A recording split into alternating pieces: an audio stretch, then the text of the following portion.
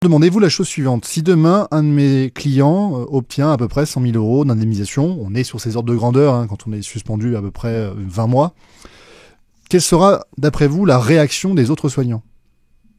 On n'aura pas 350 personnes au sein de notre cabinet qui voudront être indemnisées. On en aura 3500. Et ça sera que pour mon cabinet. Parce qu'évidemment, partout en France, tout le monde va se réveiller en se disant « Attendez, maître, vous m'avez accompagné pendant la période de suspension en 2021. Maintenant, j'ai une décision de justice qui me dit que j'ai un droit à indemnisation. Je veux être indemnisé. » Salut tout le monde, bienvenue sur Nexus et vous êtes beaucoup à demander si les soignants suspendus pourront être indemnisés. Vous demandez la suite du recours que portait maître David Guyon avec qui on est aujourd'hui maître au barreau de Montpellier. Et les soignants suspendus avaient jusqu'au 31 décembre dernier, 2024 dernier, pour déposer leur dossier et demander à être indemnisés. Vous pouvez retourner voir les précédentes vidéos qu'on a fait avec maître David Guyon sur cette chronique. Quelle est la suite, maître? Bonjour et merci d'être avec nous. Bonjour Romain, merci de l'invitation. C'est une super actualité parce qu'effectivement le 31 décembre 2024, on l'a rabâché, on l'a vraiment rappelé. J'ai même fait un décompte sur mes réseaux. Pourquoi? Parce que cette date du 31 décembre 2024 avait le confort de nous permettre d'éviter tout débat sur la prescription. Qu'est-ce que c'est que la prescription? C'est une règle qui prévoit que le temps joue contre vous. Chaque jour qui passe, chaque année qui passe, fait que vous pouvez perdre une partie de votre droit à indemnisation. Quand vous vous retournez contre l'État ou contre votre employeur, libéraux, agents publics, salariés, dès lors que c'est une administration, vous avez 4 ans pour agir.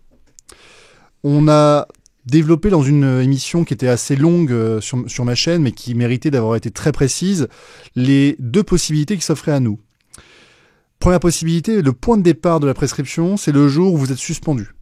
15 septembre 2021, pour simplifier, parce que c'est effectivement la très grande majorité des soignants qui ont été suspendus à cette date. Ou, deuxième point de départ possible, le 15 mai 2023, date à laquelle tout le monde est réintégré, et date à laquelle on connaît précisément l'étendue et le contenu de son préjudice. Ces 2 points de départ, la jurisprudence accepte ces 2 points de départ différents. Est-ce que c'est plutôt le premier point de départ ou le deuxième point de départ qui va nous être appliqué pour nous les soignants suspendus? Pour l'instant, je n'en ai aucune certitude. J'aurais même plutôt envie de dire, partons toujours d'un côté très pessimiste, il est très probable que le point de départ, ce soit la date de la suspension, soit le 15 septembre 2021 pour la très grande majorité. Résultat, si c'est le 15 septembre 2021, à partir du 1er janvier 2022, commence et débute la prescription. Alors vous allez me dire, dans ce cas-là, si c'est 4 ans plus tard, on arrive au 1er janvier 2026 pour les sommes perdues en 2021. Je suis d'accord, mais ça c'est dans un monde idéal. C'est la raison pour laquelle j'avais expliqué que le 31 décembre 2024, l'avantage que nous avions, c'est que nous n'avions aucun débat sur la prescription devant les juges. Depuis le 1er janvier 2025, il sera possible d'invoquer la prescription sur les sommes qui ont été perdues en 2021. Alors, vous me direz, dans ce cas-là, c'est 31 décembre 2025. Oui, je suis d'accord. On partirait plutôt sur le 31 décembre 2025 pour les sommes perdues en 2021. Mais attention, on est sur des contentieux Covid. Si demain vous avez un magistrat qui effectivement décide de mal appliquer les règles de la prescription, il faudra aller en appel pour pouvoir en discuter. C'était pour ça que la date du 31 décembre 2024 avait l'avantage d'éviter tout débat. Mais naturellement, il est encore temps d'agir pour demander réparation. 31 décembre 2025 pour les sommes perdues en 2021, 31 décembre 2026 pour les sommes perdues en 2022, 31 décembre 2027 pour les sommes perdues en 2023, et on peut même aller plus loin, on peut même considérer qu'on pourrait aller quasiment jusqu'au 31 décembre 2028 si on partait du postulat que c'est le 15 mai 2023 qui est le point de départ de la prescription. C'est donc, on l'a compris... Qui décide de ça? C'est le juge C'est la loi du 31 décembre 68. D'accord. Mais une loi, on l'a vu pendant l'obligation vaccinale, ce sont des hommes qui vont les appliquer. Et à partir de ce moment-là, on l'a vu, pendant la crise sanitaire, on a été capable de tordre les règles de droit pour leur faire dire ce qu'elles ne disaient pas. C'est pour ça que, quand on est avocat, notre but, il est d'expliquer effectivement les règles de droit, mais aussi de donner les meilleures chances de succès. Et donc, plus on agit vite, plus on évite le débat sur la prescription. Ce que moi j'ai constaté, et je vous en remercie parce que effectivement ça a permis d'informer les soignants libéraux, agents publics, salariés qu'ils avaient ce droit à être indemnisés, c'est que au 31 décembre 2024, encore de très nombreux soignants découvraient l'existence d'un droit à indemnisation et découvrir qu'il était nécessaire d'agir rapidement. Donc, après cette date, il est encore temps d'agir. Et bien entendu, ne laissez pas la prescription avoir ces sommes parce que, je le rappelle, le jour où on a une décision, plusieurs décisions d'indemnisation qui vont tomber, ce n'est qu'une question de temps. Ces décisions n'auront pas pour effet de reporter le point de départ de la prescription. En d'autres termes, la prescription continue de courir et elle n'a pas vocation à protéger les opportunistes de dernière minute qui souhaiteraient attendre d'être sûrs et certains d'être indemnisés pour agir en justice. Alors, il y a beaucoup d'informations là-dedans. Je pense que pour certains lecteurs qui devaient s'attendre à avoir une réponse, juste de recontextualiser pour la justice, certains s'attendaient à avoir une réponse. Est-ce que c'est bon? Est-ce qu'ils vont être indemnisés du jour au lendemain? Non, là, jusqu'au 31 décembre, il faut bien rappeler que c'était, finalement, la justice, c'est du temps long. Il fallait déposer le dossier jusqu'au 31 décembre, mais toutes ces inconnus, finalement, que vous exposez, on les connaîtra dans le futur. Oui, alors il y a une différence entre agir dans un délai déterminé et obtenir une décision de justice dans un délai déterminé. Agir dans un délai déterminé, ça veut dire faire une demande indemnitaire préalable pour bloquer la prescription. D'accord ? Et éviter de perdre, par l'effet du temps, les sommes et les indemnisations auxquelles on peut prétendre. D'accord ? Évidemment, au 31 décembre 2024, nous, au sein de mon cabinet, nous avons déposé tous les courriers indemnitaires des personnes qui nous avaient mandatés. Rien que sur le mois de décembre, pour donner un ordre de grandeur, c'est un peu plus de 170 soignants qui nous ont mandatés et nous ont confié leur dossier. C'est énorme. On se rend pas compte encore. C'est normalement pour une procédure, d'avoir une centaine, c'est déjà quelque chose d'incroyable. On sait qu'il y a à peu près 12 000 soignants qui ont été suspendus. Soignants et personnel de santé en général. Soignants et assimilés. Ambulanciers, etc. Voilà, soignants et assimilés. Il y avait des pompiers, il y avait des personnes effectivement qui n'étaient pas forcément des infirmiers, des soignants purs, mais qui étaient soumis à l'obligation vaccinale. Même des jardiniers d'hôpitaux et tout ça. Tout à fait. Voilà. Dès lors que vous étiez en fait employé par une personne publique qui était soumise à l'obligation vaccinale, vous tombiez sous le coup de l'obligation vaccinale.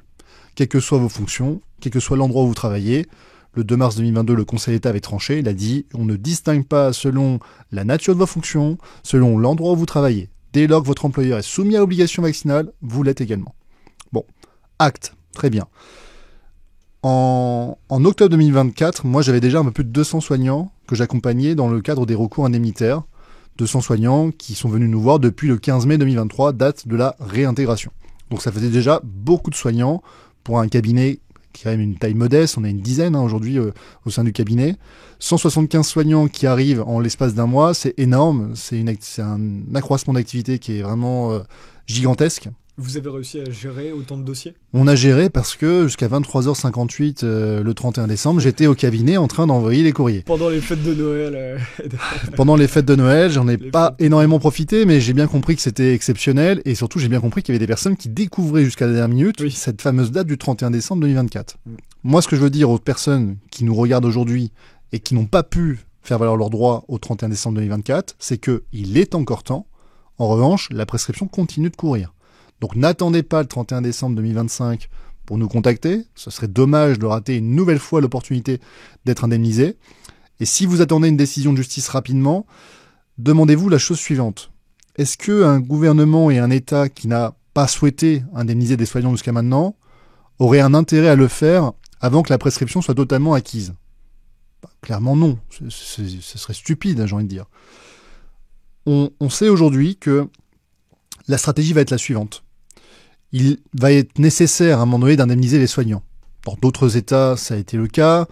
Le vent est quand même en train de tourner aujourd'hui et j'ai plutôt le sentiment, mais encore une fois, un sentiment, c'est pas non plus du juridique et factuel, mais on a quand même tous un peu le sentiment que tout ça va rejaillir et qu'à un moment donné, évidemment, une indemnisation va tomber. Pour moi, ce n'est qu'une question de temps. Maintenant, demandez-vous la chose suivante. Si demain, un de mes clients obtient à peu près 100 000 euros d'indemnisation, on est sur ces ordres de grandeur quand on est suspendu à peu près 20 mois, quelle sera, d'après vous, la réaction des autres soignants ? On n'aura pas 350 personnes au sein de notre cabinet qui voudront être indemnisées. On en aura 3500. Et ça sera que pour mon cabinet. Parce qu'évidemment, partout en France, tout le monde va se réveiller en se disant, mais attendez, maître, vous m'avez accompagné pendant la période de suspension en 2021. Maintenant, j'ai une décision de justice qui me dit que j'ai un droit à indemnisation. Je veux être indemnisé. Et ce serait normal. Quelle est donc la stratégie? On va attendre le plus longtemps possible, parce que comme je l'ai expliqué tout à l'heure, une décision de justice ne va pas avoir pour effet de reporter le point de départ de la prescription. En d'autres termes, le temps, il continue de courir.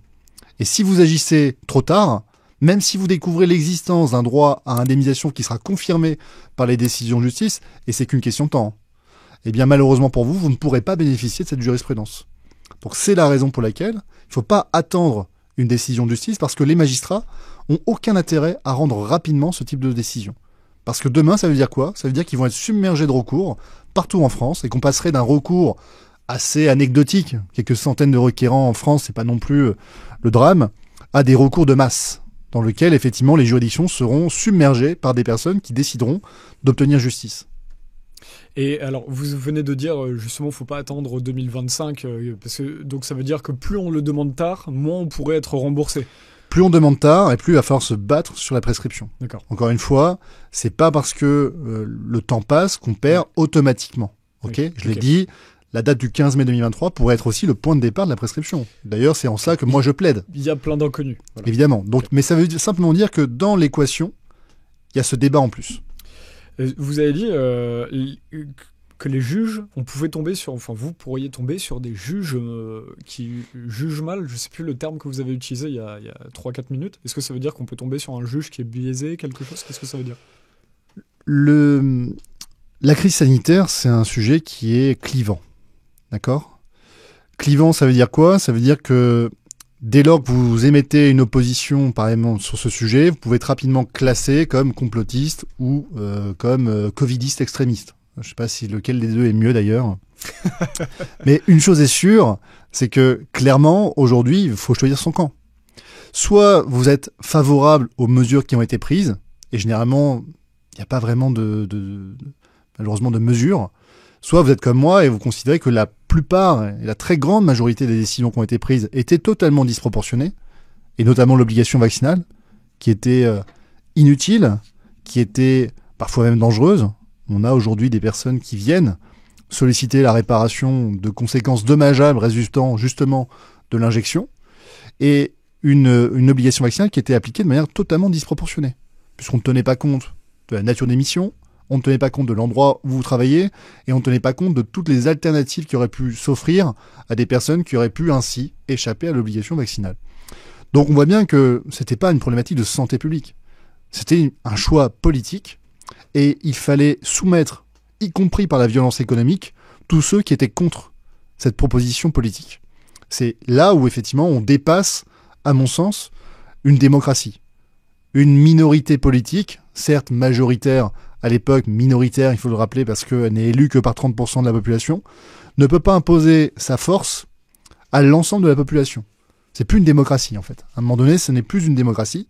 Et là, ce qu'on a pu constater, c'est que, évidemment, ce que l'on retrouve dans la population, on le retrouve également chez les magistrats. On a 42 tribunaux administratifs en France. Comment se fait-il que pendant la crise sanitaire, il n'y ait pas un seul qui ait pu nous dire, effectivement, une suspension sans rémunération, c'est une mesure qui porte atteinte à un certain nombre de libertés fondamentales. Je veux dire, vous auriez pu écrire que c'était contraire au droit à la vie privée familiale, que c'était contraire au principe du droit de la propriété, contraire à la liberté individuelle de ne pas être contraint et forcé de se voir injecter un produit nouveau, expérimental. Vous auriez pu l'écrire, ça serait extrêmement bien passé, juridiquement. Ça tenait la route. Pourtant, aucun des magistrats ne s'est amusé à le faire. Soit ils avaient reçu des consignes pour ça, et c'est la seule explication, soit évidemment, il n'y en a aucun dans la magistrature qui peut avoir la même conception des libertés fondamentales que moi ou que certains de mes confrères. Vous voyez bien que parmi les avocats, vous aviez des personnes qui étaient très favorables, d'autres qui étaient assez insensibles, et d'autres comme moi qui étaient très remontés sur ces mesures. Comment se fait-il qu'au sein de la magistrature, nous n'ayons pas trouvé de magistrats qui auraient pu être très remontés? Eh bien, ça ne peut s'expliquer que par le fait qu'il y a eu des consignes. Il y a forcément eu des consignes où on leur a dit voilà comment vous allez juger, et vous avez des marges de latitude sur est-ce que pendant un arrêt maladie c'est possible ou non, est-ce que quand ils travaillent dans une cuisine ou dans un endroit qui ne reçoit pas des patients, ils sont soumis également à l'obligation vaccinale. C'est les seuls débats qu'on a pu avoir. Mais le reste, on leur a forcément expliqué que c'était conforme à la loi et que ça ne posait aucun problème sur le plan des libertés individuelles et fondamentales. C'est impossible. C'est impossible. Et d'ailleurs, ça amène à une question en général sur le rapport à la justice. C'est très fort ce que vous racontez là, mais finalement, on a l'impression que dans la justice, il y a aujourd'hui, comme vous avez parlé, qu'il faut prendre des camps finalement. Les juges étaient soit là, soit ici. Est-ce qu'aujourd'hui, on a réellement une justice qui va juger par rapport, à ce qui est juste, on prend les faits, on essaie de les comprendre, ou pourquoi est-ce que la justice en France, alors là, s'il y a des pressions politiques, c'est des pressions politiques, voilà, c'est pas compliqué à comprendre, mais au-delà de ça, on a l'impression, quand on regarde la justice de loin, que les juges sont toujours biaisés. Par exemple, s'il y avait des manifestations extrêmement grandes, enfin les affaires où il y a des manifestations de dingue avec des millions de personnes qui sont devant les tribunaux, le juge va être influencé par ça. Comment est la justice, quel est l'état de la justice aujourd'hui et pourquoi est-elle autant biaisée finalement par le jugement populaire? Alors, encore une fois, tout ça, c'est un ressenti personnel. Ça ne veut pas dire que c'est marqué dans le marbre, ça ne veut pas dire que la vision que je vais développer ici, c'est la réalité. Moi, ce que j'ai senti pendant la crise sanitaire, et c'est assez communément partagé par tous les confrères qui, comme moi, ont saisi les juges administratifs pendant la crise sanitaire, c'est que la justice administrative n'en est pas ressortie grandie. Pourquoi ? Parce que malheureusement, elle a fracassé durablement et profondément les libertés fondamentales sur des considérations qui étaient essentiellement politiques et qui ont été déguisées comme des considérations scientifiques. Évidemment que quand on voit comment la justice administrative a été contrainte parfois de tordre véritablement les règles de droit, d'arriver parfois même à jouer sur des questions de recevabilité, des questions procédurales pour essayer justement de ne pas avoir à juger, évidemment qu'on est inquiet de l'état de la justice. Maintenant, il ne faut pas mettre tout dans le même panier. La crise sanitaire, c'est un contentieux très particulier dans lequel il y a énormément de considérations politiques. Mais ça ne veut pas dire que sur d'autres sujets, peut-être beaucoup moins politiques, la justice administrative ne fonctionnerait pas correctement. J'ai même plutôt une bonne vision de la justice administrative sur d'autres sujets en dehors du Covid qui fonctionnent très bien et dans lesquels, effectivement, on a des décisions très intéressantes. Mais c'est vrai que dans le cas de la crise sanitaire, ça a mal fonctionné. Et pourquoi ça a mal fonctionné ? C'est très simple. Dans ma première année d'université, il y a un professeur qui m'a dit une phrase qui souvent a tourné dans ma tête en boucle pendant la crise sanitaire. La phrase était la suivante. Quand la politique entre dans le prétoire, la justice en sort. Quand la politique entre dans le prétoire, ça veut dire quoi ? Ça veut dire que le juge va juger en fonction de considérations politiques. Et donc là, c'est plus du droit qu'on fait. Quand la politique s'en mêle, c'est plus du droit. C'est plus du droit parce qu'en fait, vous avez, pareil, encore une fois, quand vous arrivez à la fac de droit, on vous dit, vous avez deux principes qui s'appliquent, des principes, on va dire, ce sont des théories. Mais la réalité, vous verrez, c'est un mélange des deux. Est-ce que on est dans une application de la règle de droit qui est une application mécanique ? C'est donc la théorie de Hans Kelsen. Est-ce que la règle de droit est conforme parce qu'elle est conforme elle-même à la règle qui est supérieure et on remonte comme ça tous les étages ? Là, c'est application mécanique. Tout ce qui est des considérations sociologiques, politiques ou autres n'ont rien à faire. Elles ne rentrent pas dedans. On est vraiment dans une application vraiment mécanique. Et la deuxième, c'est le réalisme. La théorie du réalisme juridique, c'est est-ce que parce que le juge est de bon pied, a pris son petit café, il a eu une vie où il a été protégé, il a de bons ressentis avec les minorités, il a un avis politique qui est effectivement très ouvert. Est-ce que toutes ces considérations-là sont des considérations qui rentrent dans l'application de la règle de droit ? Parce que la règle de droit, c'est pas qu'une application mécanique, c'est aussi un idéal de justice à atteindre. Ça, c'est ce qu'on apprend à la fac. Qu'est-ce que j'en ressors aujourd'hui de ma petite expérience en tant qu'avocat ? C'est que la réalité est entre les deux. C'est-à-dire que oui, il y a effectivement une application mécanique des règles de droit, il y a certaines règles qui s'appliquent et il n'y a pas de débat dessus et on applique correctement la règle de droit. Mais dès lors que vous rentrez dans des sujets beaucoup plus politiques comme ceux qu'on a évoqués pendant la crise sanitaire, évidemment que tout ce que vous venez d'évoquer va avoir une incidence sur l'application des règles de droit.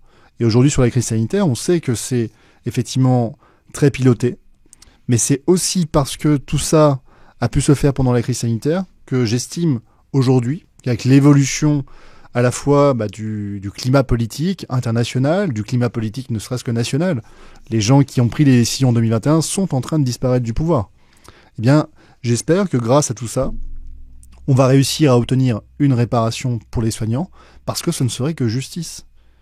Et parce qu'également, en invoquant la responsabilité sans faute, je l'avais déjà assez longuement expliqué sur ma chaîne YouTube, vous n'avez pas besoin de demander aux magistrats de dire le contraire. Parce qu'en réalité, tout le débat de est-ce que c'est une bonne vaccination, est-ce que c'est un bon choix politique de suspendre des soignants, est-ce que c'est légal, toutes ces considérations-là, en fait, elles sont mises complètement dehors. On est dans un rapport arithmétique. Quel est le montant de votre préjudice? Et si ce montant il dépasse un certain degré de gravité, est-ce que vous avez droit à être indemnisé? C'est ça le débat qu'il y a aujourd'hui devant les juridictions. Et je pense que c'est ça qui permet de le simplifier. Parce que dorénavant, c'est plus un débat de est-ce que vous êtes complotiste ou est-ce que vous étiez favorable à la protection de la santé publique. C'est plus ça le débat. Le débat, c'est je me suis soumis à l'obligation vaccinale, puisque en étant suspendu, j'ai respecté la loi du 5 août. Attention, j'ai respecté la loi en étant suspendu. Ne pas respecter la loi, c'est exercer en méconnaissance de l'obligation vaccinale. Donc là, ce ne sont que des soignants qui ont respecté la loi. Et parce que j'ai respecté la loi, eh bien, j'ai subi des conséquences qui étaient disproportionnées. Et j'ai donc un droit à être indemnisé parce que, autrement, ce serait une rupture d'égalité devant les charges publiques. Donc vous voyez, on est dans un débat où toutes les considérations liées à la loi du 5 août 2021, toutes ces considérations politiques, sont complètement exclues. C'est plus le débat. C'est passionnant. Pour conclure, pour 2025, donc, de nouveaux recours sont possibles. Que faut-il pour tous ceux qui ne se sont pas réveillés à temps, on va dire le 31 jusqu'au 31 décembre dernier. 31 décembre, comme je l'ai dit, c'est une étape. Ouais. La prescription continue de courir. Et si vous estimez que vous avez un préjudice qui est assez important, il est temps donc de se faire indemniser. Quelle est la première étape? La première étape, on a créé un simulateur sur mon site internet.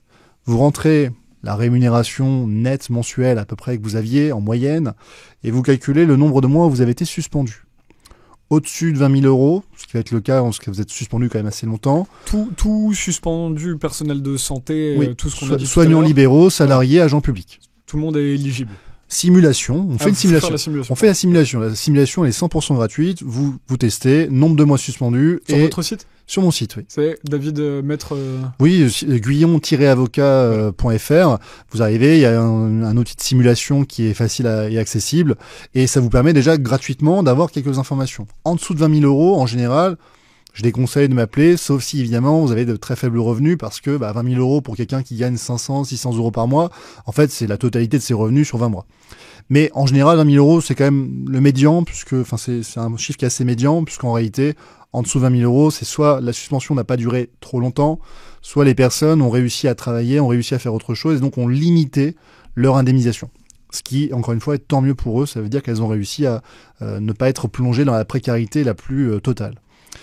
Au-dessus de 20 000 euros, évidemment, la première étape, c'est de prendre ensuite un rendez-vous pour essayer de voir si vous pouvez être indemnisé, et à chaque fois d'établir, au cas par cas, la stratégie et les chances de succès. C'est ça qui est le plus important. Et là, vous êtes obligé de passer un petit peu de temps avec les gens au téléphone parce que ils ont besoin de vous expliquer leur situation personnelle.